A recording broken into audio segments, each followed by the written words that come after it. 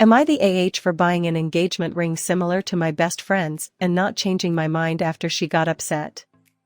So, my 27F, best friend of 3.5 years, 26F, and I had a huge argument recently, and I'm wondering if I'm in the wrong here.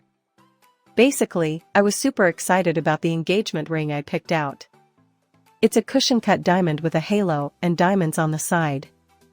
It's similar in style to my best friend's engagement ring, but not identical. I shared it with her, thinking she'd be happy for me, but she immediately said, "Please tell me you're kidding," and got upset. I tried to explain that while the style is similar, there are a lot of differences. Her center stone is a different shape, her bridge has more details, etc. She kept saying that it felt like I was diminishing her ring and making it less special. I told her it wasn't a competition, and lots of people have similar ring styles. It's not like she has a unique ring that I just went out and copied, it's a very common, popular ring style. But she said she felt really weird about it and told me I have to go shopping again to find a different ring, which I don't want to do because this is the one I liked the most. It's been 48 hours, and she hasn't texted or apologized. I've been ready to move on and not bring it up again, but I feel like she's still holding on to it.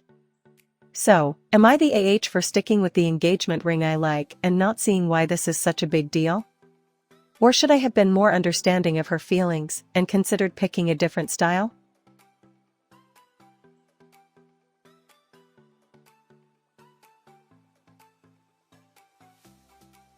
Am I the for chewing out a drone guy? Yesterday, my husband and I were in our fenced backyard prepping to paint our house when a drone buzzed overhead. Hate drones, but sometimes they fly by, whatever. This one, however, stopped about 20 feet directly over our house and hovered for a minute or two before zipping off. I pointed it out and wondered who in our remote rural neighborhood had one and why would they be taking pics of us.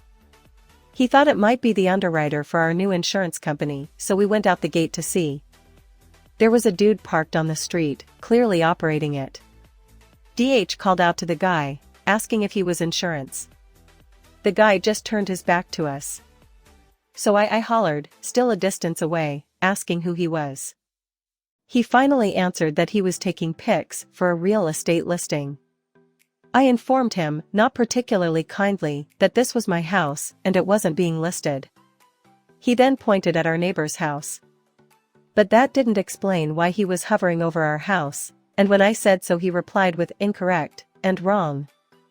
I demanded to see the footage, because I quite literally watched him fly it over our house, but OFC he wouldn't show it to us. It ended with him saying he didn't see what the problem was and us pointing out the people don't like it when strange men fly drones over their fenced backyards, where they had a reasonable expectation of privacy. In the moment I was too heated to, think, and as we stomped back to our house, it became clear that he was over our house to get an aerial shot of the neighbor's house. So why didn't he just say that, instead of calling me a liar and saying he never flew the drone over our house? That in itself is sketch to me. No threats were made, no cops were called, but we felt pretty justified in our pissed offness, especially his lying and gaslighting me about it. Our neighbor auto texted and said we were lunatics for confronting the guy and that it was no big deal. I asked him how he'd feel if some strange man flew a drone over his house while his kids were outside. He refused to answer that and just kept implying we were out of line. So Reddit, were we?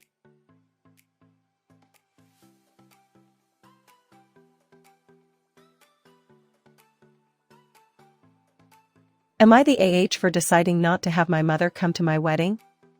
My fiancé, 42M, proposed to me, 33F, this past Sunday in a very spur-of-the-moment opportunity while we were both in the VIP lounge of the concert venue I bartended at on our 3-year anniversary.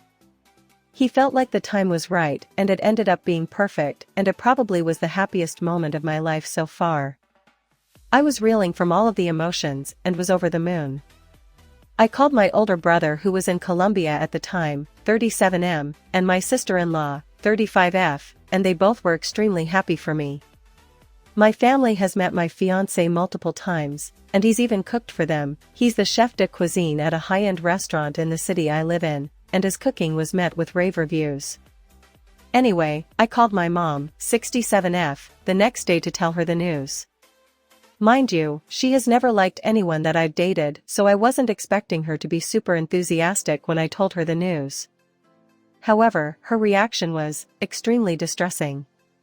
She was screaming at me on the phone about she didn't want to hear anything of it and repeatedly asked me who I'm engaged to, even though she has met my fiancé at least 4 different times now. I calmly told her that I wasn't expecting that response and hung up on her. I cried for probably half an hour.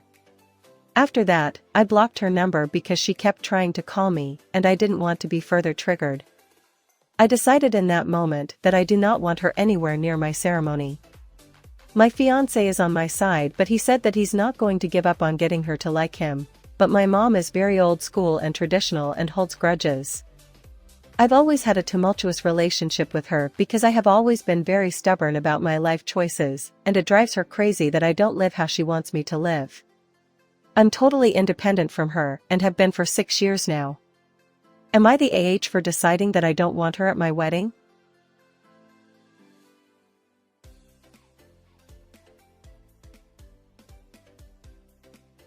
Am I the AH for kicking my grandmother out of my birthday dinner? I, 25F, have great relationship with my family, except for my paternal grandmother, 82F. A little background. She is something me and my mother call religious fanatic. When I was younger, around 12, I cut my finger really deep with a knife while I was preparing some snack for myself. She was only one at home, my parents had to run some errands in town. Instead of administering first aid, or rushing me to the emergency room, she started praying over my wound, and didn't let me get the aid kit myself. My only luck is that my parents came home earlier than expected. As you can imagine, my mother was furious, and didn't let her watch over me, or my younger brother again.